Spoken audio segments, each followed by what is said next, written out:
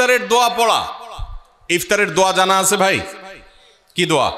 রোজা রেখেছেন কিন্তু ইফতার করেন নাই, রোজা হয়ে যাবে কিন্তু সুন্নাত আদায় হবে না, এই জন্য ইফতার করা একটা সুন্নাত। আল্লাহ তাআলা আরহামুর রাহিমিন, এমন একটা মাস রমজান মাস, সারা বছর কিন্তু আমরা নাস্তা করি, সারা বছর যেটা নাস্তা করি রমজানে সে নাস্তাই করি, পার্থক্য হলো সারা বছর নাস্তা করি সকালে, রমজানে নাস্তা করি সন্ধ্যায়। মানুষ দীর্ঘ সময় না খেয়ে থাকার পরে যে খাবার খায় সেটাকেই ব্রেকফাস্ট বলে, সেটাকেই নাস্তা বলে। আরবিতে যে ইফতার বলা হয়, এই ইফতার শব্দের অর্থ কিন্তু নাস্তা। ইফতার শব্দের অর্থ কি? নাস্তা।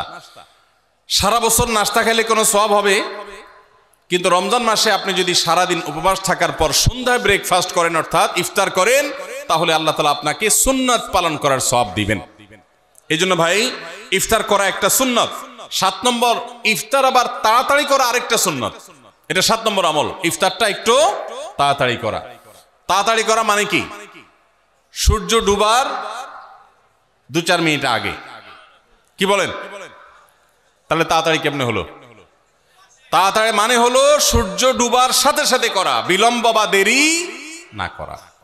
নবী করিম সাল্লাল্লাহু আলাইহি ওয়াসাল্লামের ওই হাদিস আবারও আমরা স্মরণ করি, তিনি বলেছেন, লা ইয়াজালুন নাসু বিখাইরিন মা আজ্জালুল ফুতুর ওয়া আখারুস সুহুর। এই মানুষ, এই উম্মত ততদিন কল্যাণের উপরে প্রতিষ্ঠিত থাকবে যতদিন তারা ইফতার তাড়াতাড়ি করবে আর সাহরি দেরিতে করবে। ইফতার তাড়াতাড়ি করা এর মানে হলো সূর্য ডুবছে আর দেরি করবেন না।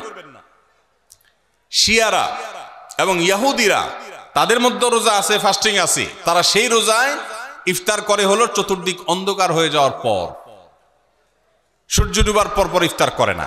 তো এই জন্য নবী সাল্লাল্লাহু আলাইহি সাল্লামের আদর্শ হলো তার বিপরীত, অর্থাৎ সূর্য ডুবার পর পর ইফতার করে ফেলা, অতিরিক্ত বিলম্ব না করা। আল্লাহ আমাদেরকে আমলের তৌফিক দান করুন। 8 নম্বর আমল হলো ইফতারের দোয়া পড়া। ইফতারের দোয়া জানা আছে ভাই? কি দোয়া? আমরা একটা দোয়া কমন জানি বাংলাদেশে মানুষ, সেটা হলো আল্লাহুম্মা লাকা সুমতু আলা রিজকিকা আফতারতু। এটাও হাদিসে বর্ণিত হয়েছে, কিন্তু হাদিসের সনদ নিয়ে অনেকে কোনটা নিয়ে আলাপ তুলেছেন, প্রশ্ন তুলেছেন। আল্লাহুম্মা লাকা সুমতু মানে হলো, হে আল্লাহ, আপনার উদ্দেশ্যে রোজা রেখেছি, ওয়া আলা রিজকিকা আফতারতু, এবং আপনার দেওয়া রিজিক দিয়ে ইফতার করেছি।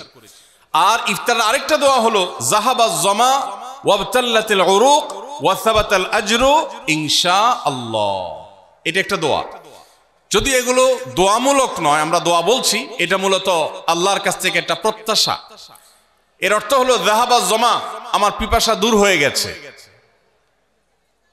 ওয়াবতাল্লাতিল উরুক, আমার শিরা উপশিরাগুলো সব সিক্ত হয়ে গেছে, ওয়া সাবাতাল আজরু ইনশাআল্লাহ, এবং আল্লাহ চাহেন তো এই রোজার বিনিময় আমার সাব্যস্ত হয়ে গেছে, আল্লাহর কাছে এটা স্থির হয়ে গেছে। এটা হলো ইফতারের দোয়া। ইফতারের দোয়াটা কি ইফতারের আগে করব না পরে করব? ইফতারের দোয়াটা যারা ইফতারের আগে করার পক্ষে তারা হাত তোলেন। অল্প সংখ্যক মানুষ, আর বাকিরা সবাই কি পরের পক্ষে না মাঝখানের পক্ষেও আছেন লোক? সব পরের। মাশাআল্লাহ, সব সূক্ষ্ম সূক্ষ্ম মাসআলা দেখি গাবতলী মানুষ জানে, মাশাআল্লাহ, অনেক অগ্রসর দেখা যায়। আল্লাহ আমাদের সবাইকে দ্বীনের জন্য কবুল এবং মঞ্জুর করুন, মাশাআল্লাহ। ভাইরা আমার, ইফতারের দোয়াটা ইফতারের পরে করতে হয়, যেটা বেশিরভাগ মানুষ জানে না, কিন্তু আমি অবাক হলাম যে এখানে বেশিরভাগ মানুষ আপনারা জানেন, মাশাআল্লাহ, নলেজেবল মানুষ, বোঝা গেছে। ইফতারের দোয়ার অর্থের দিকে তাকালেই তো বোঝা যায় এটা আগে না পরে। দোয়ার অর্থের মধ্যে তাকালে আমরা দেখতে পাচ্ছি যে আল্লাহ শিরা উপশিরা সিক্ত হয়ে গেছে, পিপাসা দূর হয়ে গেছে, এগুলো তো ইফতারের পরেই হয়। অবশ্য আমি অর্থ আগে বলে দিছি, সেটা দেখে হয়তো আপনারা অনেকে বুঝে ফেলছেন, মাশাআল্লাহ। তো যাই হোক, ইফতারের শুরুতে বিসমিল্লাহ বলে ইফতার করব, আর শেষে এই দোয়া পড়বো। আল্লাহ আমাদেরকে আমলের তৌফিক দান করুন। 9 নম্বর হলো সাহরি এবং ইফতারে খেজুর খাওয়া। খেজুর দিয়ে সাহরি ইফতার করা। ইফতারে আপনি অন্য যা খান না খান, খেজুর দিয়ে খাবেন। নবী সাল্লাল্লাহু আলাইহি সাল্লাম আদা পাকা আদা খেজুর দিয়ে ইফতার করতেন, যেটাকে রোতাব বলা হয়। আর যদি সেটা না পাওয়া যেত, সাধারণ যে কোনো খেজুর, সেটাও না পাওয়া গেলে একটু পানি খেয়ে তারপর তিনি ইফতার করতেন। আমরা ইফতারে খেজুর খেতে হয় সুন্নাহ, এটা আমরা জানি, কিন্তু যেটা জানি না সেটা হলো সাহরিতে খেজুর খাওয়া। ভোর রাতে সাহরিতে খেজুর খাওয়া সুন্নত, এটা আগে কে কে জানতেন? হাত তোলেন। আগে জানতেন, মাশাআল্লাহ, হাত নামান। গত বছর রমজানে সাহরিতে ভাত তরকারি যাই খাইছেন না খাইছেন, একটা হলো খেজুর খাইছেন, কারা কারা হাত তোলেন? মাশাআল্লাহ, দেখি সব আমল করা মানুষ মাশাআল্লাহ, তাহলে তার ওয়াজ টোয়াজের কোনো দরকার নাই। এত নলেজেবল মানুষ, এত আমলদার মানুষ যদি এলাকায় থাকে তাহলে ওয়াজের দরকারটা কি? আল্লাহ আমাদের সবাইকে আমলের তৌফিক দান করুন। ভাইরা আমার, ইফতারে খেজুর খাওয়া যেমন সুন্নাত, সাহরিতেও খেজুর খাওয়া সুন্নাত, কিন্তু খেজুর খাওয়া কোনো ফরজ ওয়াজিব না। খেজুরের দাম বেশি হয়ে গেছে, আপনি কিনতে অপারগ, যদি একটা খেজুরে পুরো রমজানে না খান আপনার রোজার কোনো অসুবিধা হবে। তবে নবী সাল্লাল্লাহু আলাইহি ওয়াসাল্লাম যেহেতু ইফতার এবং সাহরিতে খেজুর খেতেন, আর খেজুরে প্রচুর পরিমাণ সুগার আছে, উপকারী, যেটা মানুষের স্বাস্থ্যের জন্য উপকারী, প্রচুর পরিমাণ এনার্জি আছে, খাদ্য শক্তি আছে, সারাদিন রোজা রেখে আমাদের যে সুগারের ঘাটতি হয় সেটা পূরণ করার জন্য সহায়ক হয়।